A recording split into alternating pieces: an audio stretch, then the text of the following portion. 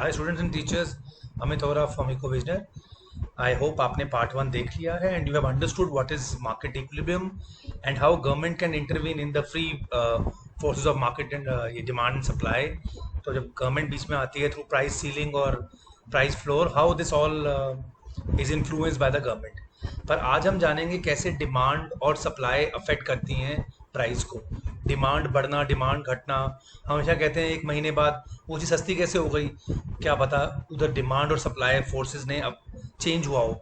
उनके चेंज होने से प्राइस पे क्या इफेक्ट पड़ता है वो हम आज सीखेंगे with the help of shifts in the demand and supply curves. और इक्विलिब्रियम प्राइस पे क्या इफेक्ट पड़ता है कमोडिटी के, ये हमारा मेजर क्वेश्चन होगा। We'll be doing some cases as given here on the screen. We'll be doing effect on the price due to change in demand, effect on the price due to change in supply, and effect on the price due to change in both। तो change मतलब दोनों side में increase और decrease दोनों। तो हमें around 4 and then 10 cases will be discussing today.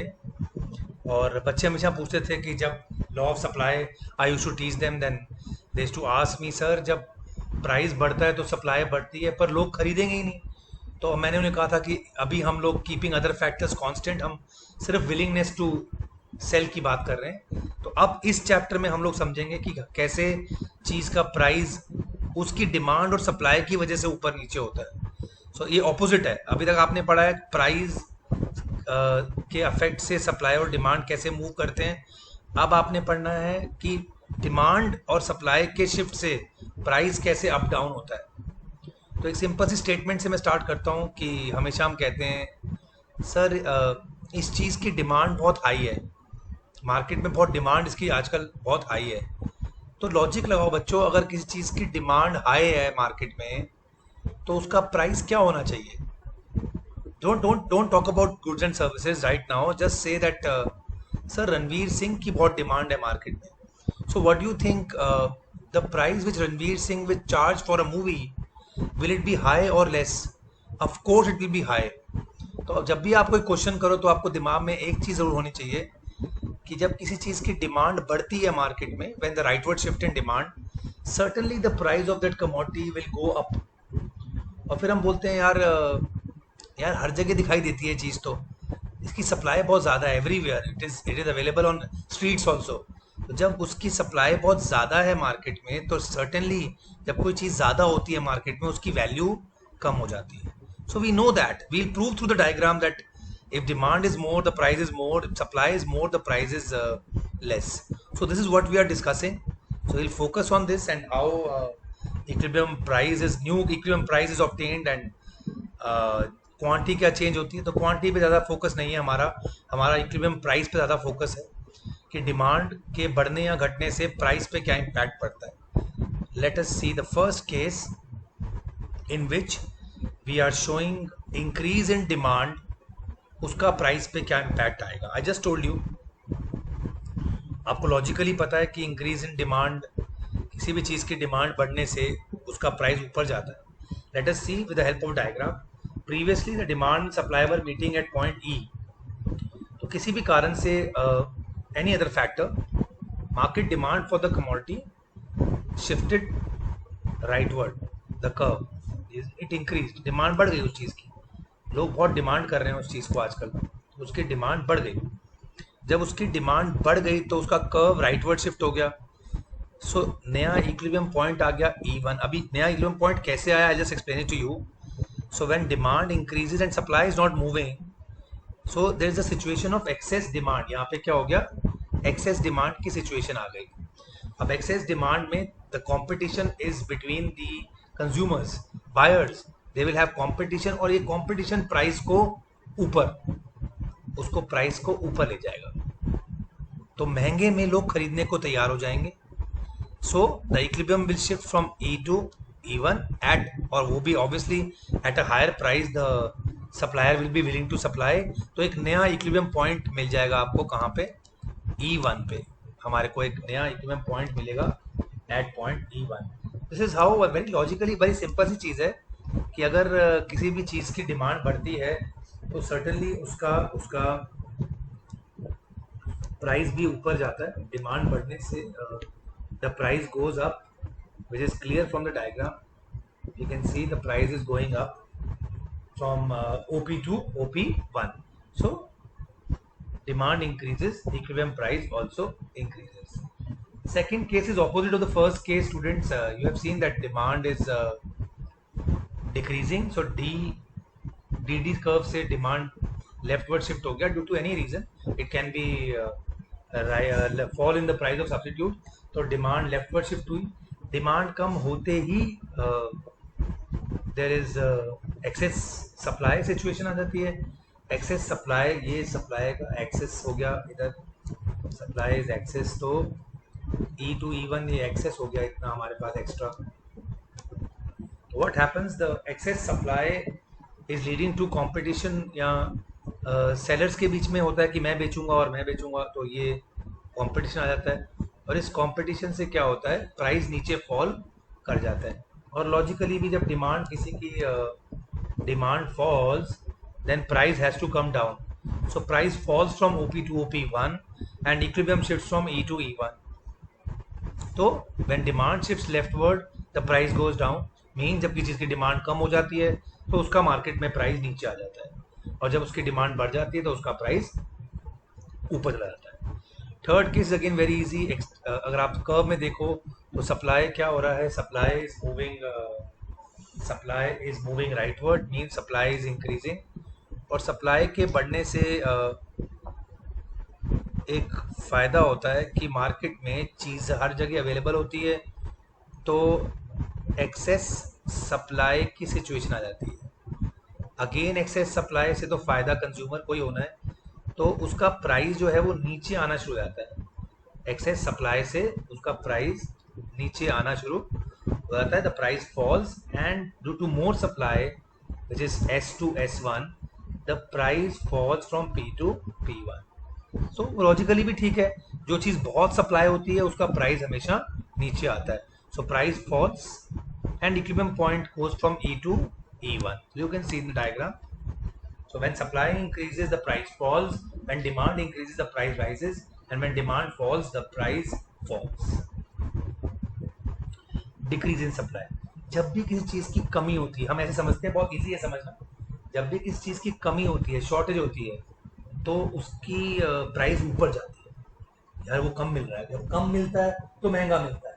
So that is why when supply curve shifts leftward, the price goes up, because there is competition amongst buyers. क्योंकि shortage है तो हर आदमी उसे खरीदना चाहता है, there will be competition amongst buyers, और जो महंगा देगा वो उसको ले लेगा। Therefore the equilibrium point moves from E to E1 and price OP to OP1।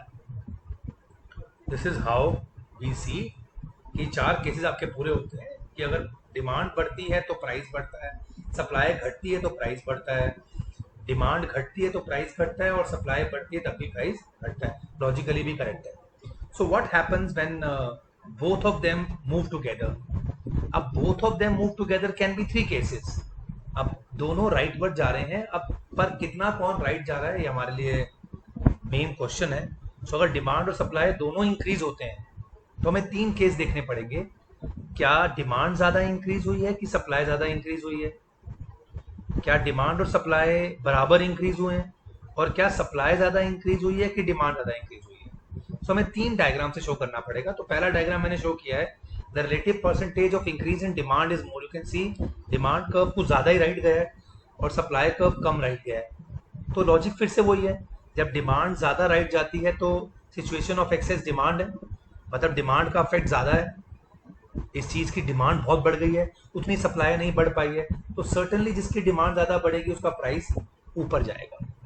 So demand increases, therefore price also increases. Although supply has increased, but the increase in supply is far less than the increase in demand. यार उसकी demand तो बहुत बढ़ गई है, demand बढ़ गई है 50% से और सप्लाई बढ़ी है सिर्फ 20% से, तो 30% एक्सेस डिमांड है, उसकी वजह से प्राइस कहाँ जाएगा? ऊपर जाएगा। So price moves from OP to OP1 when the increase in demand is more than the increase in, same in the second case also, both are increasing. You can see both demand and supply are increasing. but here we can see the supply is increasing more than the demand. The shift in supply curve is far more than the shift in demand curve. Say supply has increased by 30% and the demand has only increased by 10%. Of course, excess supply hai, so there will be competition among sellers. Therefore the supply is more and the demand is less, और ज़्यादा supply का effect आएगा तो automatically price will come down. So price falls from OP to OP. One, when the increase in supply is more than increase in demand, the price falls. Logically भी correct है, supply ज़्यादा बढ़ गई है, demand उतनी नहीं बढ़ी है, तो price fall करने वाला है. Third case is very simple, when there is equal shift in demand and supply. जितने से demand बढ़ी थी उतने से ही supply बढ़ गई थी. तो अगर आपने 10% increase in demand, your demand is equal to 10% increase in supply here, जितने से उसकी डिमांड बढ़ी थी उतने से ही मार्केट में सप्लाई बढ़ गई, तो प्राइस पे कोई इम्पैक्ट नहीं आता.